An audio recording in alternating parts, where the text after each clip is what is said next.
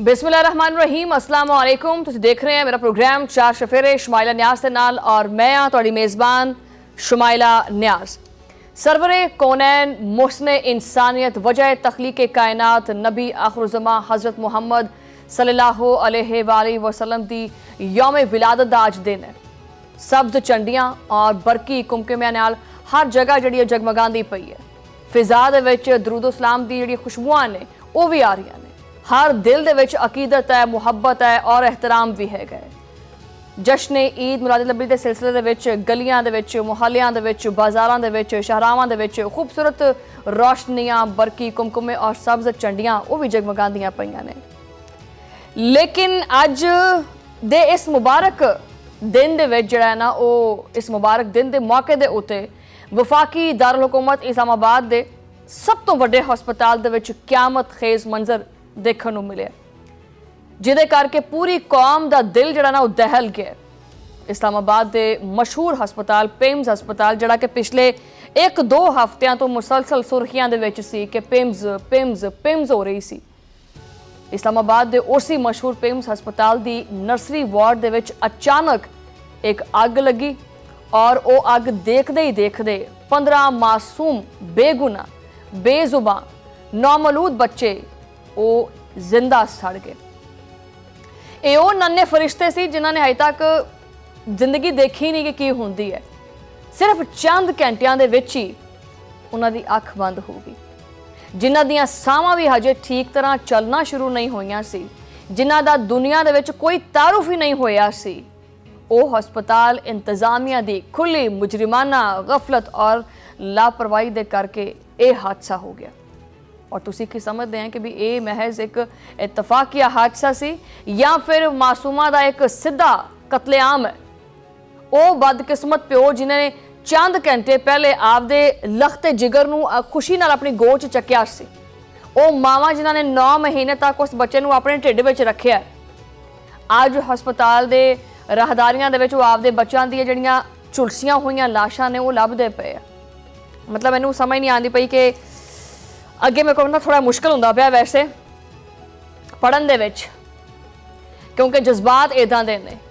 वो मावां जो कि आपदे दुध पींदे बच्चों की एक झलक देखने वास्ते तड़पदियां पईयां सी, अज रो रो के बुरा हाल है।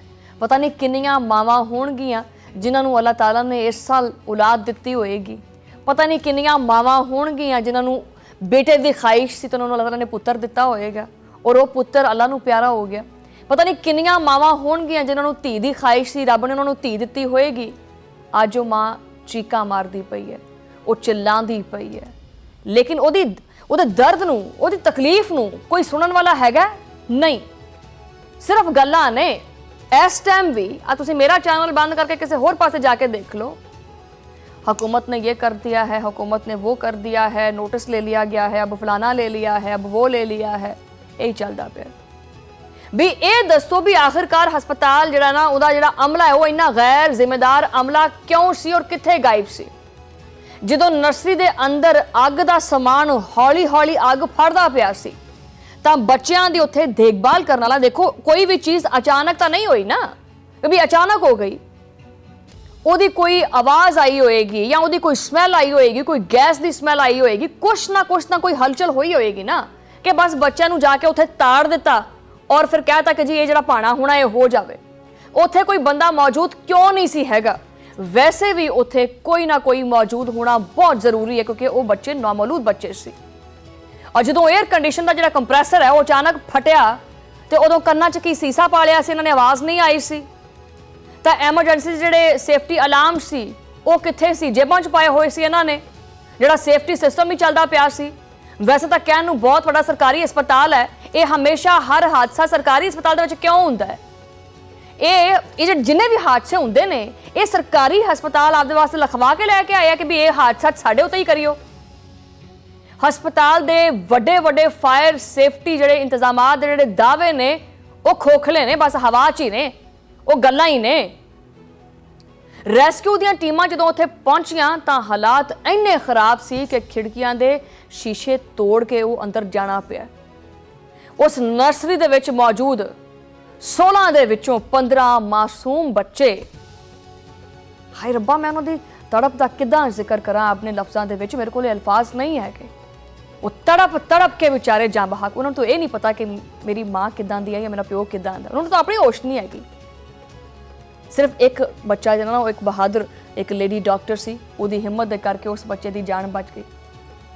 ਲੇਕਿਨ ਬਾਕੀ 15 ਫੁੱਲ ਜਿਹੜੇ ਨੇ, ਉਹ ਫੁੱਲ ਜਿਹੜੇ ਹੈਗੇ ਨੇ, ਉਹਨਾਂ ਦੀ ਮੌਤ ਦਾ ਹਿਸਾਬ ਕਿੰਨੇ ਦੇਣਾ ਹੈ?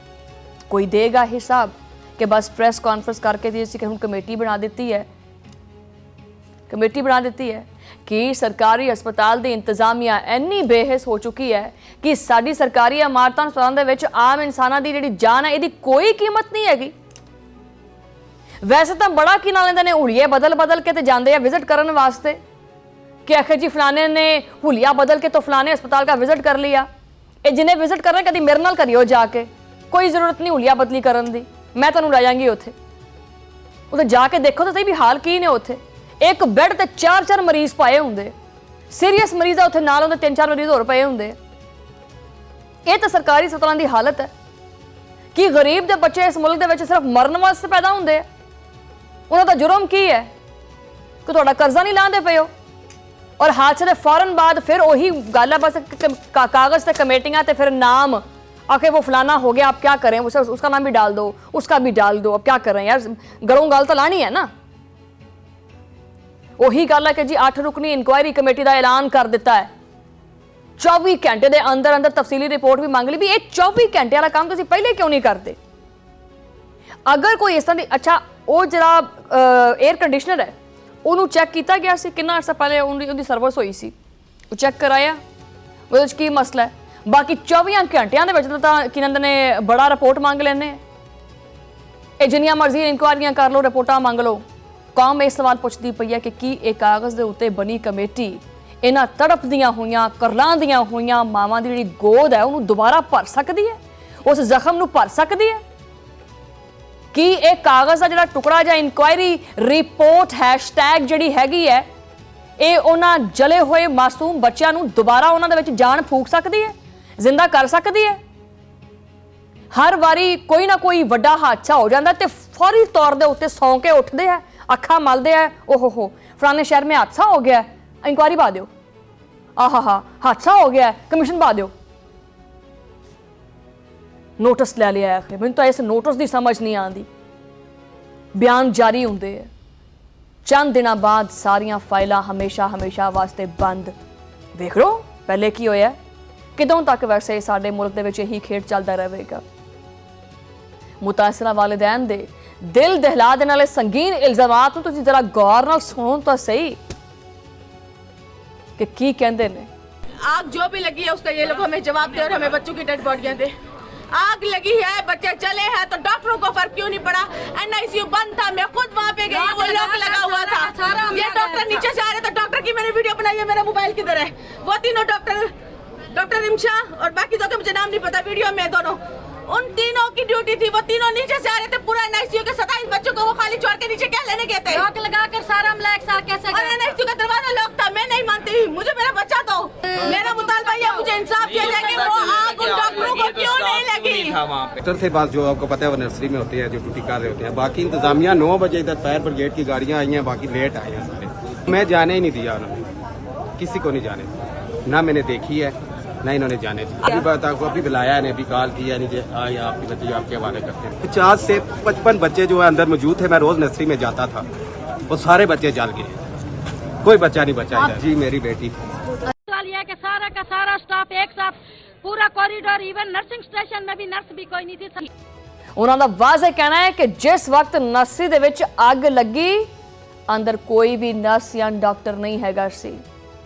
सरकारी अस्पताल दियां डॉक्टरां ते नर्सां एटीट्यूड लैवल पर छड्ड ही दिओ, सीधे मुंह गल नहीं करते, फिर आखणगे कि ओहो हो हम पर इल्जामात लगा रहे हैं। जाके तो देखो डॉक्टर डील किदां करदा है, जाके तो देखो कि नर्स मूँह किदां लांदी है। तुहानूं तुसीं किसी भी सरकारी अस्पताल दे विच जाना होवे तो पहले एमएस नूं फोन कराउणा पैंदा है कि जनाब वो फलाना बंदा उन्हां जरा हिसाब किताब लाइयो, जी आप भेज दें।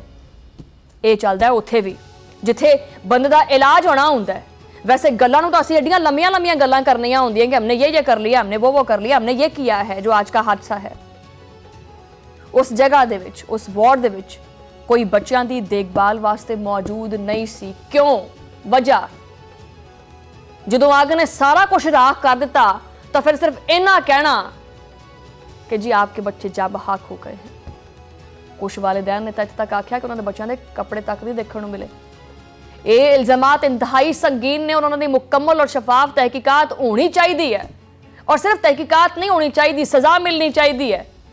ਕਿਉਂਕਿ ਸਵਾਲ ਸਿਰਫ ਇਹ ਨਹੀਂ ਹੈ ਕਿ ਅੱਗ ਲੱਗੀ ਕਿੱਦਾਂ, ਸਵਾਲ ਇਹ ਵੀ ਹੈਗਾ ਕਿ ਅੱਗ ਤੋਂ ਬਾਅਦ ਕੀ ਹੋਇਆ, ਰੈਸਕਿਊ ਦਾ ਅਮਲਾ ਕਦੋਂ ਬੁਲਾਇਆ ਗਿਆ, ਅਮਲਾ ਕਿੱਥੇ ਸੀ, ਬੱਚਿਆਂ ਨੂੰ ਬਾਹਰ ਜਿਹੜਾ ਨਾ ਉਹ ਕੱਢਣ ਦੀ ਕੋਸ਼ਿਸ਼ ਕਿਉਂ ਨਹੀਂ ਕੀਤੀ ਗਈ ਛੇਤੀ, ਕਿੰਨੀ ਦੇਰ ਬਾਅਦ ਇਹ ਸਾਰਾ ਸਿਸਟਮ ਚੱਲਿਆ, ਫਾਇਰ ਫਾਈਟਿੰਗ ਜਿਹੜੇ ਆਲਾਤ ਨੇ ਉਹ ਫਾਲ ਸੀ ਜਾਂ ਨਹੀਂ ਸੀ, ਅੱਗ ਬੁਝਾਉਣ ਦਾ ਜਿਹੜੇ ਬਾਕੀ ਆਲਾਤ ਹੁੰਦੇ ਆ ਜਾਂ ਸਿਸਟਮ ਹੁੰਦਾ ਜਾਂ ਸਮਾਨ ਹੁੰਦਾ ਉਹ ਕਿਉਂ ਨਹੀਂ ਸੀ ਹੈਗਾ। ਉਹ ਬੱਚੇ ਵਿਚਾਰੇ ਜਿਹੜੇ ਅੱਗ ਵਿੱਚ ਝੁਲਸਦੇ ਪਏ ਸੀ ਉਹ ਤਾਂ ਦਵਾਈ ਵੀ ਨਹੀਂ ਪਾ ਸਕਦੇ, ਉਹ ਤਾਂ ਕਰਲਾ ਵੀ ਨਹੀਂ ਸਕਦੇ ਸੀ, ਆਪਣੀ ਮਦਦ ਵਾਸਤੇ ਪੁਕਾਰ ਵੀ ਨਹੀਂ ਸਕਦੇ ਸੀ।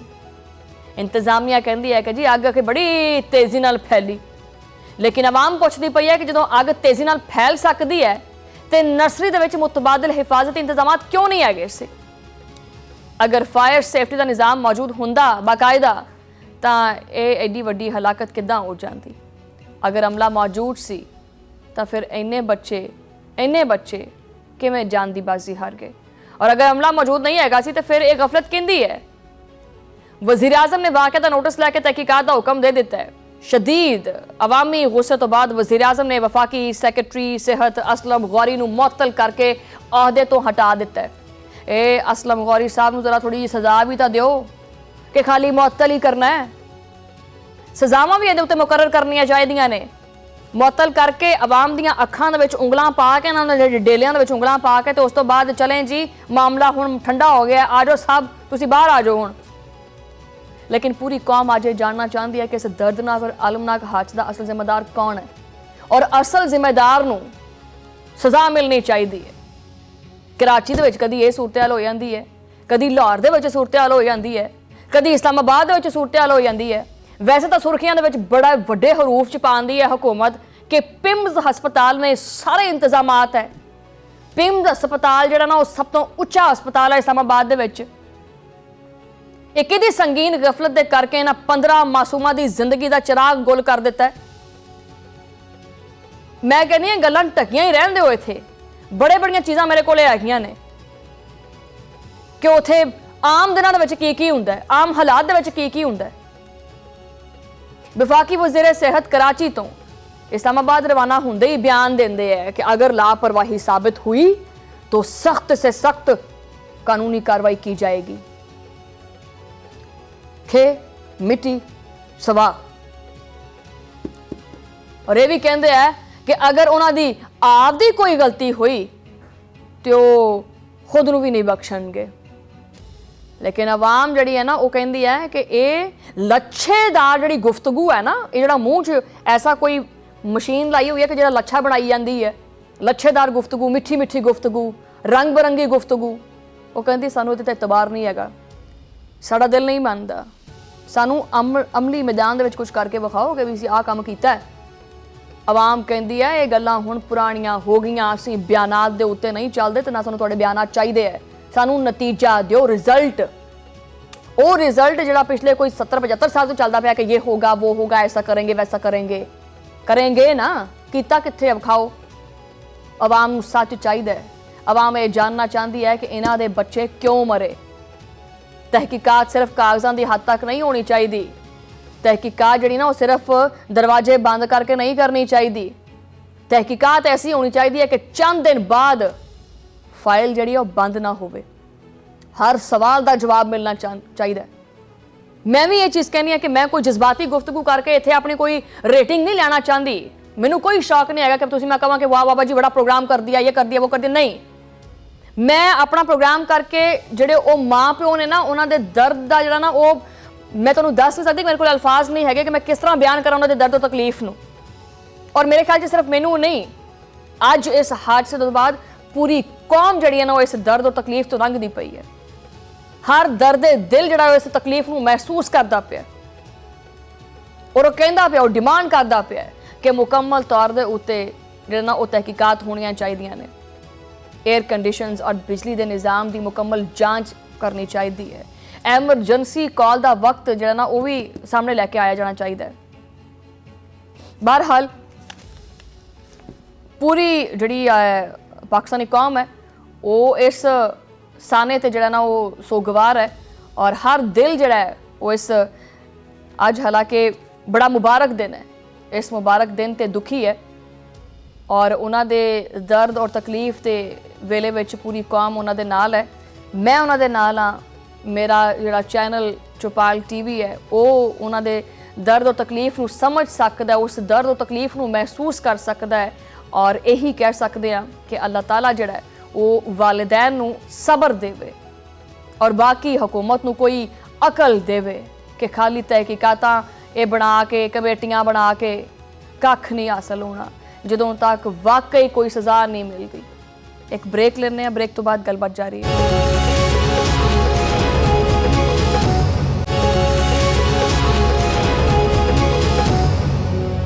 वेलकम बैक नाजरीन। पंजाबी की मिसाल ब्रेक तो बाद मेरे जहन च आ रही सी लेकिन मुनासिब नहीं है, वो मैं इस्तेमाल नहीं कर सकती। दिल च मिसाल चलती पई, अगर तुम समझ सकते हो तो समझ जाना। बानिया PTI के अस्पताल के मुंतकली के मामले के उत्ते कानूनी महाज के उत्ते जंग लगी पई है। अदालत के अहकामात, हुकूमत दी सफाइयां, PTI दी दुहाइयां और जेल दी उच्चियां दीवारां। हुकूमत और PTI आमने सामने है, दोनों ने कानूनी महाज संभाल लिया है। तोपां दा मूँह एक दूजे वाल कर दिता है। वो कहते कि गोला मैं तेनों सिटना, वो कहता तेनों मैं गोला मैं सिटना। कमर कस ली है, बेल्ट बन लेने, बंदूकों के सारे बच्चा डी दो। बानिया PTI नूं हस्पताल मुंतकिल ना किए जाने की एक कहानी महज एक तिब्बी मसला नहीं रही बल्कि एक ऐसा सनसनीखेज ड्रामा बन चुकी है जिहड़ा दिन ब दिन मजीद होर दा होर ही होई जांदा है। सुप्रीम कोर्ट ने PTI की तौहीन अदालत की अहम दरख्वास्त समात वास्ते बाकायदा मुकर्रर कर दी है। 16 सितंबर की तारीख भी तय हो गई है, लेकिन असल सवाल यह है कि बानिया PTI नूं वाकई वो तिब्बी सहूलतां मिलणगियां जिन्हां दे ओ कानून के मुताबिक हकदार ने, या फिर यह हसास तरीन मामला भी हमेशा की तरह सिर्फ और सिर्फ तारीखां, कानूनी पेचीदगियां और दफ्तरी फाइलों की नज़र होकर रह जाएगा। एक पासे विफाकी हुकूमत और उहदे नुमाइंदियां दा यह दावा है कि अदालत दे हर एक हुक्म दे उत्ते असीं सिर थले करके नीवी पा के हरफ ब हरफ अमल करांगे। सानू जो अदालत कह देगी असीं ओही करना है, असीं तां कुसकदे नहीं हैगे अदालत दे अगे। वज़ीर आज़म दे मुशीर जनाब राणा सनाउल्ला सैनट के अहम इजलास दे विच पूरी ताकत दे नाल उन्होंने खड़ाके कीते ने। उन्होंने गलबात की है कि बानिया PTI का माहिर और काबिल डॉक्टरों के जरिए मुकम्मल चैकअप कराया गया। तमाम मुआयनों तो बाद डॉक्टर ने उन्होंने आख्या कि भी ये बंदा बिल्कुल फिट है, ਇਹਦਾ हर चीज़ हर सिस्टम दिल गुरदा फेफड़ा काम कर रहा है, ओके दी रिपोर्ट है, कुछ नहीं हैगा इनू। उन्होंने तवाना करार दे दिता है कि सेहतमंद है। लेकिन दूजे पासे अपोजिशन का मौकफ बिल्कुल ही पुट्ठा है। अपोजिशन ने साफ साफ कह दिता है कि हुकूमत आपदी वाज़े नाकामी और गफलत को छुपाउण वास्ते इस तरह के बहाने करती है। अगर सारा कुछ इन्ना ही ठीक है, अगर बानिया PTI की सेहत मुकम्मल तौर पर ठीक है, तो फिर इन्हों पहले शिफा हस्पताल लियाण दा प्लान वो क्यों तैयार किया गया सी और फिर आखिरी लम्हे दे विच उस तयशुदा प्रोग्राम नूं अचानक क्यों बदली किया गया। सिक्योरिटी और अमनो अमान का बहाना जा बना के प्रोग्राम नूं मनसूख क्यों किया गया। ये वैसे बंदा पूछे कि भी बानी की सिक्योरिटी नूं की मसला है, की मसला मतलब बानी की सिक्योरिटी नूं की उन्होंने कोई बाहर दीयां एजेंसियां आंदियां पईयां ने बानी नूं फड़न वास्ते कि साडा बंदा छड़ दिओ। किवें मतलब ये सिक्योरिटी वाला जो बहाना है ना, ये समझ नहीं आ रहा। वैसे बहरहाल रजिस्ट्रार ऑफिस की तरफों सामने आने वाले हकायक के उत्ते नज़र पाइए तो दरखास्तों का एक ना खत्म होने वाला सिलसिला दिखाई देता है। रजिस्ट्रार ऑफिस के मुताबिक जोड़ा ना वो इसी कैटेगरी और इसी नौयत के 94 जोड़े ने केसेस दी दरखास्तां ये पहले ही जेरे इल्तवा पईयां होईयां ने। बानिया PTI की भैन असमा खान की तरफों दायर की जाने वाली तौहीन अदालत की दरखास्त इस लंबी फहरिस्त दे विच सब तो आखिर दे विच शामिल हुई है। वारी और बड़ी लेट आनी है। सुप्रीम कोर्ट के जारी करदा रोस्टर के मुताबिक 16 सितंबर को बेंच नंबर 5 इस केस की समात करेगा। जस्टिस शाहिद वहीद, जस्टिस नईम अख्तर अफगान और जस्टिस इश्तियाक इब्राहिम दे उत्ते मुश्तमिल ये 3 रुकनी बेंच इस इंतहाई नाजुक हसास मामले की समात वास्ते तैयारी करेगा, बल्कि तैयार है। बड़ा हसास मामला चलता पिया मुल्क दे विच, लेकिन की इस समात के नतीजे दे विच बानी PTI नूं वाकई कोई रिलीफ मिलेगा कि नहीं मिलेगा, या फिर केस की भी अदालत के पुराने रिकॉर्ड और फाइलों के ढेर दे विच जाके किते गुआच गूच जाना है। अच्छा, वैसे आपस की गल है कि ना इत्थे ये मेरा अपना तर्जिया है, वैसे ये जिन्ना वैसे बानी PTI की सेहत का मुआमा जहा बनाया पिया है ना, मैनूं लगदा है बानी PTI ने ना अपना इलाज खुद ही करना शुरू कर देना है। उन्हें कहना है कि यार फलाने टीके ते फलानियां गोलियां लियो, मैं अपना इलाज खुद ही कर लाँगा, मैनूं कुछ भी नहीं। वो जिवें पंजाबी कहंदा मैं कट्टे वर्गा वा, मैनूं कोई मसला नहीं, मैं सेहतमंद हाँ। वो कहंदा है कि यार जान छड्डो मेरी, मैनूं कोई मसला नहीं दा, मेरा खैड़ा छड्डो, तुसीं मुल्क संभालो। मेरे ख्याल से तो शायद वो ये कह देवे कि आप मेरी छोड़ें, आप मुल्क को संभालें, मैं ठीक हूँ। बानी PTI पिछले 2 हफ्ते तो बेचारा कभी जेल तो कभी पेम्स नहीं, शिफा नहीं, पेम्स नहीं, अडियाला समझो बाहर है। वैसे ये कहानी बहरहाल अगे प्रोग्राम च बढ़ने, अगे इस कहानी दे इस रुख वाल आने आ जिहड़ी पर्दे दे पिछे ना खामोशी नाल चलदी पई है, अखां दे विच चलदी पई है, अखियों से बात होती है, कनखियों से बात होती है, वो खामोशी नाल चलदी पई इशारियां दे विच। जेल दे विच कैद बानी PTI दे नाल उन्हां दे अहले खाना दी मुलाकात दा पूरा सिलसिला हुण कुछ इंतहाई सख्त शराइत, जवाबित और कुछ जमानतां दे उत्ते मशरूत कर दिता गया। हुकूमती ज़राए दा कहना है कि अगर अहले खाना नूं बाकायदा तौर ते उत्ते मुलाकातां जारी रखनियां ने तां उन्हां नूं तयशुदा म्यारी जवाबत यानी SOPs दे उत्ते अमल करना पड़ेगा। और अगर आपने ये SOPs हमने बनाए हैं बानी से मिलने के लिए, ये SOPs हमने बनाए हैं और इसी के ऊपर आपको अमल दरामद करना पड़ेगा। अगर आपने इसके ऊपर अमल नहीं ना किया तो बानी से मुलाकात नहीं होगी। बस हमने कह दिया, हमारी मर्जी, हम हुकूमत में है, हम कह सकते हैं और आपको अमल करना पड़ेगा। उन्होंने शर्तां रखियां जी कि बानी PTI से मुलाकात करने तो बाद कोई भी रिश्तेदार बाहर जाके मीडिया के सामने प्रेस कॉन्फ्रेंस नहीं करेगा। आहो एवें फिर तुसी कुछ ना कुछ कहने लग पैने, मसला बन जाता है, फिर प्रेस कॉन्फ्रेंस नहीं करनी। बंदा मतलब कि एक सियासी बंदा है वैसे अंदर, उन्हें कोई सियासी गलबात करनी है, वो एक पार्टी है बाहर, वो कारकुन ने बाहर, वो कारकुन चाहते हैं कि साढ़े जो ना वो बानी ने की गलबात की है कि आखिर जी कुट्टा वट के अंदर नूं जाना है तो कुट्टा वट के बाहर नूं आ जाना है। और जिवें पंजाबी नहीं कहते कि चुप कर दड़ वट जा, ना इश्क का खोल खुलासा, ये वो हिसाब है कि इश्क का खुलासा नहीं आपने खोलना और ना ही मुलाकातों तो बाद कोई मुतनाज़ा सियासी बयान यानी इश्क का खुलासा वो जारी नहीं करना। हालिया दिनों के बानी PTI की भैन नूं मंगल के दिन एक बार फिर आपदे भरा दे नाल मिलण की इजाजत दी गई और चंद ही दिनों के अंदर अंदर उन्हां दी फिर दूसरी एक वड्डी मुलाकात होगी। इस नवीं पेशरफ्त नूं कुछ सियासी मुबसरीन की तरफों PTI दे बानी और उन्हां दे अहले खाना वास्ते या खानदान वास्ते एक मस्बत और हौसला अफजा इशारा दिता गया। लेकिन इस पूरी सूरत हाल के पिछे की सच्चाई है? सच्चाई ये है कि ये राहत, ये नरमी, ये सुकून, ये मुलाकातां दा सिलसिला सिर्फ उसी वक्त तक बरकरार रहेगा जदों तक चुप लाइन च लगो, डिसिप्लिन का मुजाहरा करो। अगर बानी PTI तो मनसूब कोई भी ऐसा बयान दिता सियासी तिखा ते करारा और वो आया सोशल मीडिया के उत्ते तो ये मुलाकातां गल की हड्डी बन के विच फस जाणगियां, ठीक है। तो ये पाबंदियां दी जिहड़ी तलवार है वो तो लटकदी पई है और ये दरवाज़ा हमेशा वास्ते बंद कर देंगे अगर ये SOPs के उत्ते अमल दरामद ना किया। माजी के हालात वाल चलीए, जाना है उत्थे, चलते हैं आप माजी के हालात के उत्ते बस एक नज़र पाने, वो सिलसिला कुछ हो रही है। बानी PTI की दूसरी जिहड़ियां भैणां ने यानी डॉक्टर अज़मा और अलीमा खान और जदों भी आपके भरा दे नाल मिल के अडियाला जेल दे बाहर आंदियां सी ना तो जेल के बाहर मौजूद कैमरा के सामने सख्त तरीन और जारहाना गुफ्तगू शुरू कर देंदियां सी कि उनके साथ ये हो रहा है, उनके साथ वो हो रहा है। रियासत हुकूमत और बलखसूस ताकतवर इदारे के उत्ते शदीद तनकीद की जाती सी। बानी PTI का सियासी पैगाम उन्होंने हिकमत अमली और उन्होंने सख्त मौकफ बराह रास्त आवाम तक पहुँचाया जाता सी, लेकिन हुण हुकाम ने इस सियासी पैगाम रसाई का रास्ता बंद कर दिता है। हुकूमत और मुतलका इदारों का मौकफ है कि इस मामले के उत्ते बिल्कुल वाजे और सरीह जिहड़ा ना वो साडे सिस्टम है सारा। अगर साबिक खातून अव्वल बुशरा बीबी इमरान खान दीयां भैणां और बेटियां नूं बाकायदगी दे नाल और बगैर किसी रुकावट दे मिलण दी सहूलत चाहिदी है तो फिर उन्होंने हर किस्म की सियासी महाजराई तो खुद नूं दूर रखना चाहिए। ਵੈਸੇ ਨਾ ਆਪਸ ਦੀ ਗੱਲ ਹੈ, ਉਹ ਨਾਲ ਵਾਲਾ ਕਮਰਾ ਨਾ ਬਾਨੀਆ ਪੀਜੀਆਈ ਦਾ ਨਾਲ ਵਾਲਾ ਕਮਰਾ ਹੈ ਨਾ, ਉਹ ਦੋ ਹੀ ਭੈਣਾਂ ਵੈਸੇ ਬਾਹਰ ਹੋ ਹੀ ਜਾਂਦੀਆਂ ਮਿਲਣ ਵਾਸਤੇ, ਕਿਉਂਕਿ ਬਾਨੀਆ ਪੀਜੀਆਈ ਵੀ ਜੇਲ੍ਹ 'ਚ ਨੇ ਔਰ ਉਹਨਾਂ ਦੀ ਅਹਿਲੀਆ ਵੀ ਜੇਲ੍ਹ 'ਚ ਨੇ, ਤੇ ਨਾਲ ਵਾਲੇ ਕਮਰੇ ਜਿਹੜਾ ਨਾ ਉਹ ਭੈਣਾਂ ਨੂੰ ਰੱਖ ਲੈਂਦੇ ਆ। ਫਿਰ हुकूमत का वस नहीं चलता पाया ना, हुकूमत चाहती है कि नाल वाले कमरे में भैणा रख ली भी नाल ही आपस में मुलाकात करते कुरते रहणगे ना। बहरहाल अगर अहले खाना तयशुदा शराइ दे उत्ते अमल करते रहणगे तो मुलाकात चलदियां रहणगियां, वरना जिहड़ा ना वो ये सिस्टम बंद हो जाएगा। अगर प्रेस कॉन्फ्रेंस और बयानात का सिलसिला फिर तो शुरू होया तो हालात एक बार फिर पुरानी कशीदगी वाल जाणगे और सख्त पाबंदियां दोबारा नाफिज कर दित्तियां जाणगियां।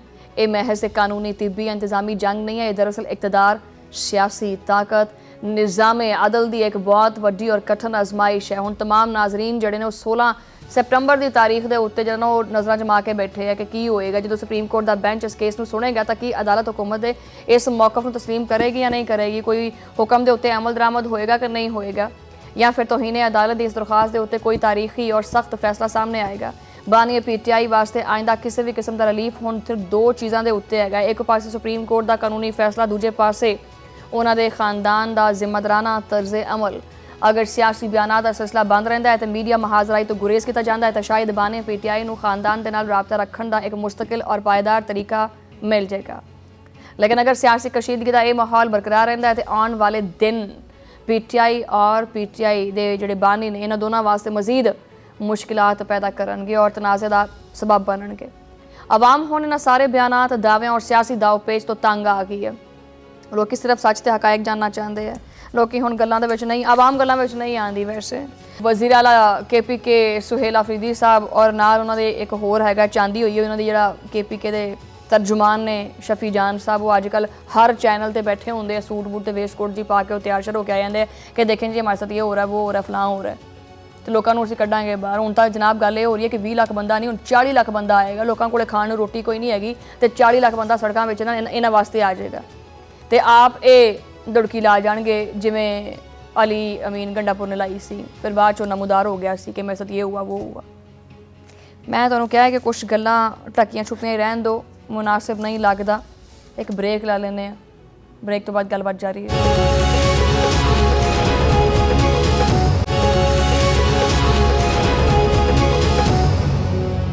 वेलकम बैक नाज़रीन। मशरक़ वुस्ता दी जिहड़ी सूरत हाल है उहदे उत्ते गलबात करते हैं। अमरीका और ईरान के दरमियान जंग जिहड़ी है वो लगी हुई है, वही पुराने वादे ने, वही सफारती दाव पेच है, वही जिहड़ा ना वो बार बार टुटण वाले मुआहदे ने, वही धमकियां ने, वही बयानबाजी है, वही लफ्जी शैलिंग है, वही गोलाबारी है।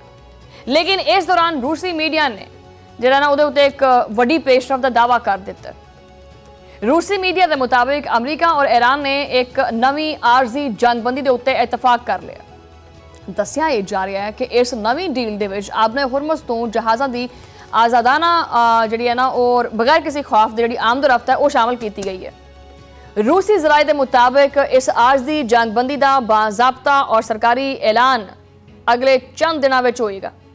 इस ऐलान के फौरन बाद दोनों अफ्रीकैन के दरमियान अहम मुज़ाकरात और बारीक तकनीकी मीटिंग्स का एक नवा दौर शुरू हो गया है। लेकिन सवाल ये पैदा होता है कि इस बारी ये वादा पूरा होएगा या नहीं पूरा होएगा, या ये भी फिर टुट जाएगा, क्योंकि कहते यही है कि वो वादा ही क्या जो वफा हो जाए। बड़े बड़े लोगों के वादे होंगे लेकिन कोई पूरा नहीं करता, एवं गल्लां च ही है बस वही गल है। या फिर पहले की तरह ये चंद दिनों के विच इस वादे का जनाजा निकल जाएगा, वाकई वादा पूरा होएगा। सानू माजी की तारीख तो जो ना वो सीखना चाहिए, वो हरगिज़ भुलनी नहीं चाहिए। जून के बिल्कुल दरमियान दे विच इन्हां दोनों अफ्रीकैन ने इस्लामाबाद दे विच एक अहम मुफाहमती याददाश्त के उत्ते दस्तखत कीते सी और दावा किया गया सी कि इसी याददाश्त की बुनियाद के उत्ते खिते दे विच एक पायदार अमन मुआहदा कायम किया जाएगा। लेकिन फिर होया कि एक माह के मुख्तसर जे अरसे दे विच भी ये मामला खत्म करता, ये मुआहदा पूरा ही नहीं हो सकिया और सरहदां दे उत्ते कशीदगी का एक नवा सिलसिला शुरू हो गया। दोनों पासे एक बार फिर बंदूकां मोढे ते रख के तो बस नपता और अमन का खाब चकनाचूर करता। ਪਿਛਲੇ ਕੁਝ ਹਫ਼ਤਿਆਂ ਤੋਂ ਦੋਨੋਂ ਮੁਲਕਾਂ ਦੇ ਦਰਮਿਆਨ ਪਰਦੇ ਦੇ ਪਿੱਛੇ ਇੱਕ ਨਵੀਂ ਡੀਲ ਦੀਆਂ ਕੋਸ਼ਿਸ਼ਾਂ ਜਾਰੀ ਸੀ। ਸਾਲਿਸਾਂ ਔਰ ਦਰਮਿਆਨੀ ਰਾਸਤਾਂ ਦੇ ਜ਼ਰੀਏ ਇਸ ਨਵੀਂ ਜੰਗਬੰਦੀ ਨੂੰ ਮੁਮਕਿਨ ਬਣਾਉਣ ਦੀ ਸਰਤੋੜ ਕੋਸ਼ਿਸ਼ ਕੀਤੀ ਜਾ ਰਹੀ ਸੀ, ਲੇਕਿਨ ਇਸੇ ਦੌਰਾਨ ਅਮਰੀਕਾ ਦੇ ਸਦਰ ਡੋਨਾਲਡ ਟਰੰਪ ਨੇ ਈਰਾਨ ਦੇ ਖਿਲਾਫ ਇੱਕ ਨਵੀਂ ਮੁਆਸ਼ੀ ਜੰਗ ਦਾ ਬਾਕਾਇਦਾ ਔਰ ਸਖਤ ਐਲਾਨ ਕਰ ਦਿੱਤਾ। ਸਦਰ ਟਰੰਪ ਨੇ ਪੂਰੀ ਦੁਨੀਆ ਨੂੰ ਖੁੱਲ੍ਹੇਆਮ ਖਬਰਦਾਰ ਕੀਤਾ ਔਰ ਧਮਕੀ ਦਿੱਤੀ ਕਿ ਜੋ ਵੀ ਮੁਲਕ ईरान ਦਾ ਮੁਆਸ਼ੀ ਘਿਰਾਓ ਕਰਨ ਦੇ ਵਿੱਚ ਅਮਰੀਕਾ ਦਾ ਸਾਥ ਨਹੀਂ ਨਾ ਦੇਗਾ, ਉਹਦੇ ਖਿਲਾਫ ਵੀ ਅਮਰੀਕੀ ਹਕੂਮਤ ਦੀ ਤਰਫੋਂ ਸਖਤ ਤਰੀਨ ਔਰ ਬਿਲਾ ਤਾਖੀਰ ਕਾਰਵਾਈ ਕੀਤੀ ਜਾਏਗੀ। ਸਦਰ ਟਰੰਪ ਦੀ ਇਸ ਧਮਕੀ ਅਮੇਜ਼ ਕਦਮ ਨੂੰ ईरान ਨੇ ਫੌਰੀ ਤੌਰ ਦੇ ਉੱਤੇ ਆਪਦੀ ਜਿੱਤ ਔਰ ਅਮਰੀਕਾ ਦਾ ਇਤਰਾਫੇ ਸ਼ਿਕਸਤ ਕਰਾਰ ਦਿੱਤਾ। ईरानी वज़ीर ख़ारजा अब्बास अराग़ची ने बड़े तुंदो तेज़ लहजे ਦੇ ਵਿੱਚ ਆਖਿਆ ਕਿ ਅਮਰੀਕਾ ਹੁਣ ਆਪਦੀ ਫੌਜੀ ਨਾਕਾਮੀਆਂ ਨੂੰ ਦੁਨੀਆ ਤੋਂ ਛੁਪਾਉਣ ਦੀ ਨਾਕਾਮ ਕੋਸ਼ਿਸ਼ ਕਰਦਾ ਪਿਆ और वो आपदे मुल्क के अंदरूनी और शदीद सियासी बहरान तो बचना चाहता है, लेकिन इस मुआशी कार्रवाई तो अमरीका नूं माजी तो भी बहुत ज़्यादा वड्डी शर्मनाक शिकस्त का सामना करना पै रहा है। इसी कशमकश के दौरान एक होर खबर ने दुनिया नूं हैरान कर दिता है। अमरीकी एक न्यूज़ वैबसाइट है, फिलहाल अमरीका की तरफों ईरान के उत्ते मजीद फौजी या हवाई हमलों की कोई तवक्को नहीं है। अमरीकी वज़ीर ख़ारजा मार्को रूबियो ने हाल ही दिनों के अपने काफ़ी ਜਿਹੜੇ ਮੁਤਾਦਿਦ ਇਤਿਹਾਦੀ ਮੁਲਕ ਨੇ ਉਹਨਾਂ ਦੇ ਵਜ਼ੀਰ ਖਾਰਜਾ ਨੂੰ ਇਹ ਵਾਜ਼ੇ ਪੈਗਾਮ ਪਹੁੰਚਾਇਆ ਹੈ।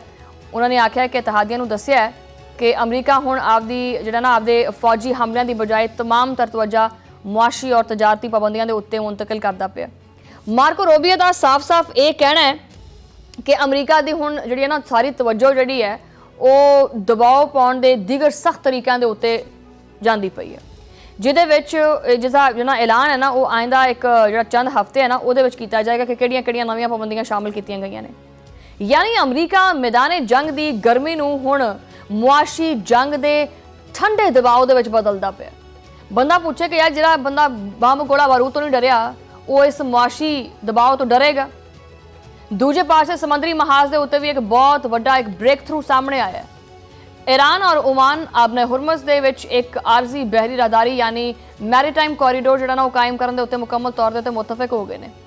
ईरानी वज़ीर ख़ारजा अब्बास अराग़ची और ओमानी वज़ीर ख़ारजा जिहड़े हैगे ने सैयद बदर बिन हमद उन्हां दे दरमियान तेहरान के अहम दौरे के उत्ते तफसीली तौर पर एक अहम मुलाकात हुई है और इस मुलाकात दे विच आपने हुरमज़ के नाजुक इलाके दे विच आरजी राहदारी कायम करन और उत्थे मौजूद बारूदी सुरंगां नूं साफ करन दे एक बहुत वड्डे और मुश्तरका मनसूबे के उत्ते इंतहाई संजीदगी नाल गलबात हुई है।